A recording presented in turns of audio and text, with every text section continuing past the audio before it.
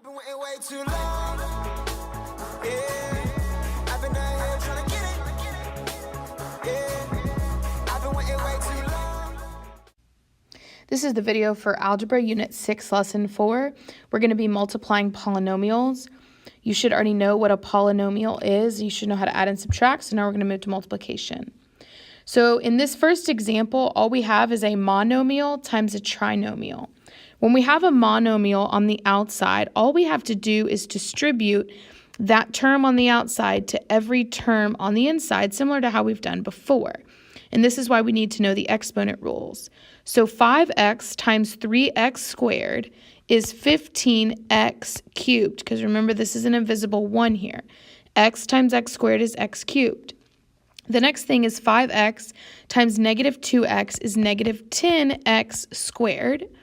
And lastly, 5x times positive 8 is positive 40x. We want to make sure it's in order of the exponents. And so you can see I go from x cubed to x squared to x to the first. And so that is in standard form. So this would be our answer. I don't have any terms that I can combine.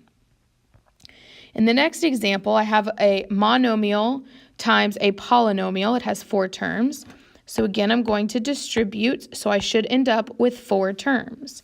Negative 3a squared times 2a is negative 6a cubed. Negative 3a squared times positive 3a squared is negative 9a to the 4th. Negative 3a squared times negative 6a cubed is positive 18a to the 5th. And negative 3a squared times positive 5 is negative 15a squared. So now I need to double check that I don't have any like terms, which I don't. And then I need to make sure I put it in standard form. So 18a to the 5th minus 9a to the 4th minus 6a cubed minus 15a squared would be the final answer. This example is a binomial times a binomial, and I'm going to show you a couple of different ways of approaching this. One way is called the area model. In the area model, I have 5x minus 3 here, so I've split up my binomial into 2 terms, and I'm multiplying by negative 3x and plus 2. So every box is going to have a term in it based on the lengths of the rectangle. So in this first box, 5x times negative 3x is negative 15x squared. The next box is negative 3x times negative 3, which is positive 9x. And in the next box is 5x times 2, which is positive 10x. And finally, negative 3 times 2 is negative 6. So now what I'm going to do is I'm going to write them in order of their exponents. So negative 15x squared.